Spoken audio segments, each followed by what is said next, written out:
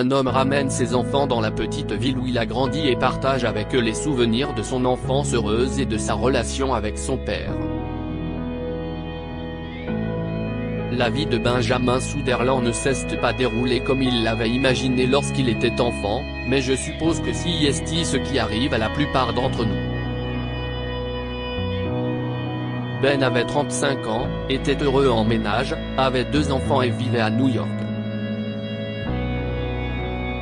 Il était intelligent et travailleur, mais il ne parvenait jamais à obtenir une promotion, et ses idées brillantes étaient toujours récupérées par ses supérieurs.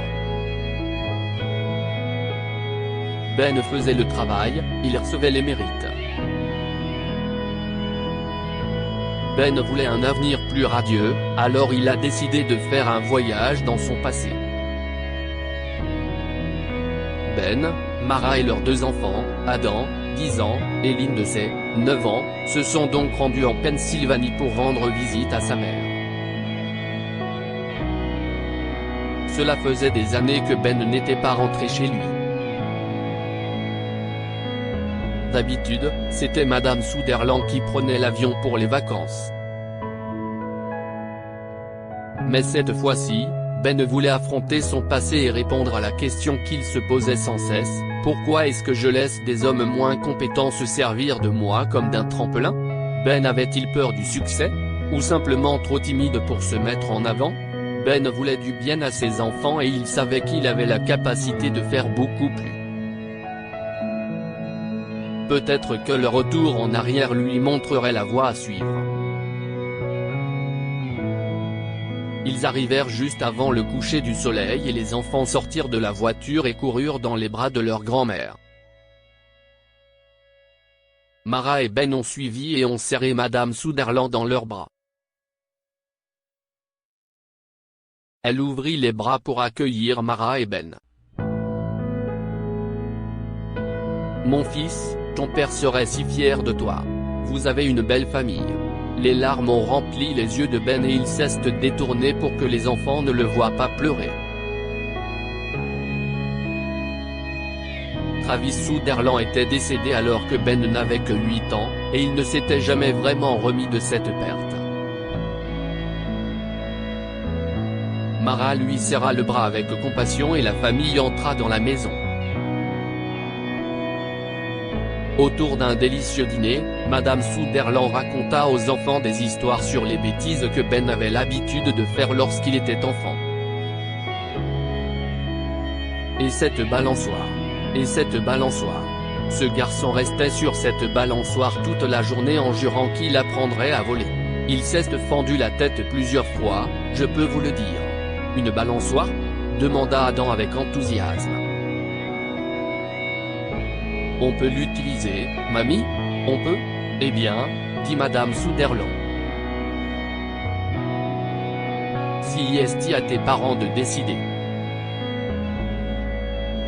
Ce soir-là, Ben ne pensait qu'à cette balançoire.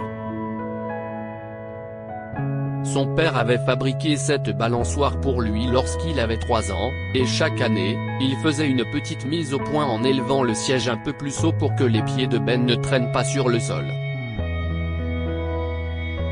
Quelques semaines après le 8e anniversaire de Ben, on a diagnostiqué chez Travis une tumeur au cerveau qu'il a emportée en quelques semaines.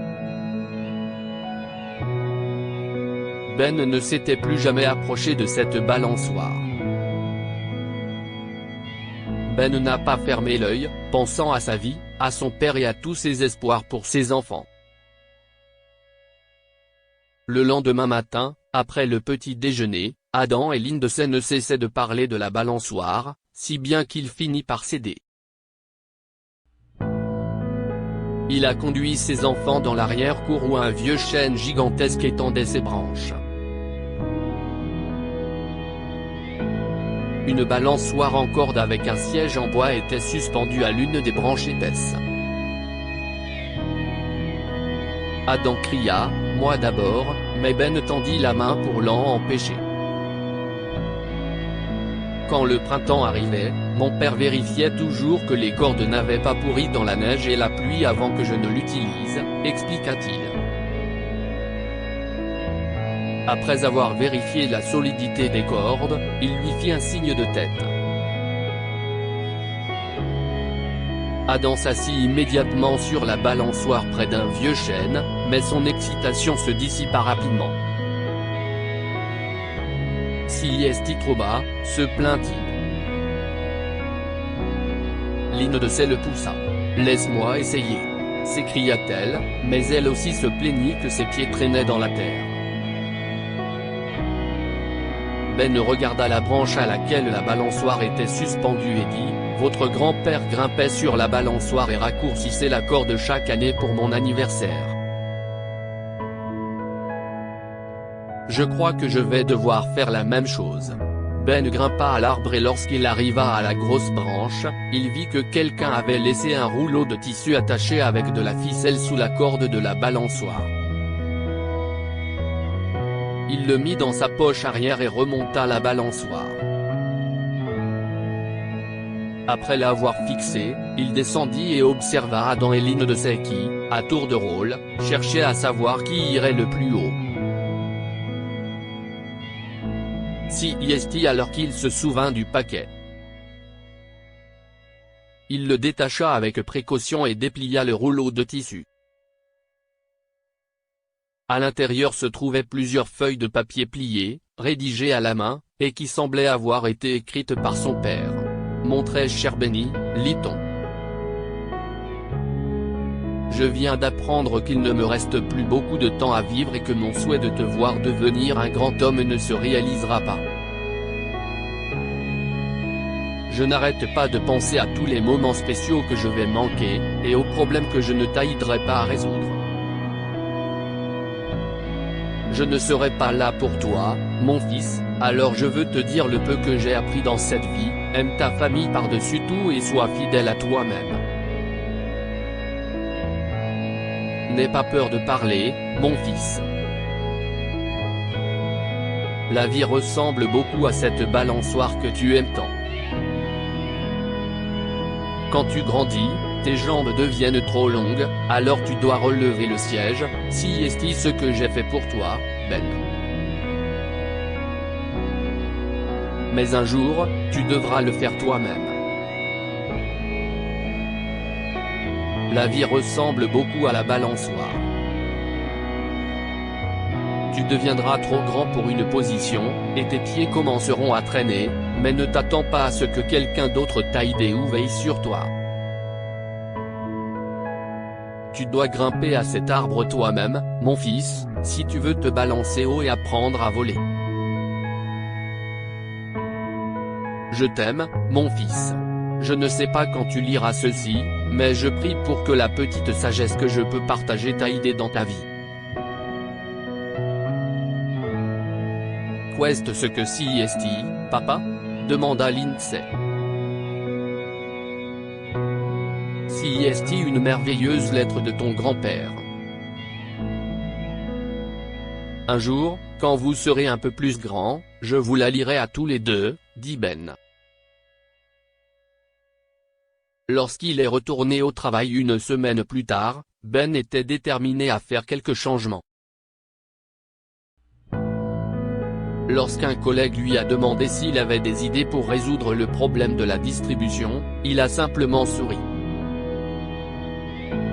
Il rédigua un mémo, le signa et l'envoya au PDG, exposant une solution brillante qui réduirait de moitié les dépenses de l'entreprise. Pour la première fois, Ben a été récompensé pour son travail, il a été promu.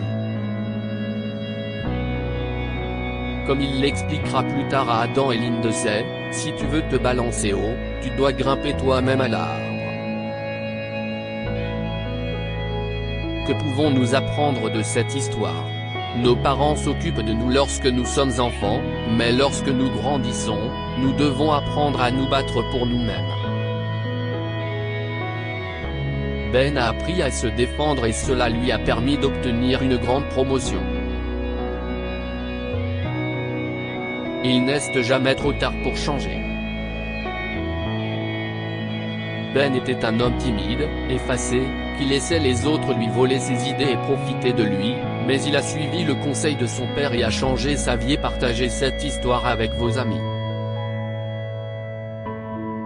Elle pourrait égayer leur journée et les inspirer.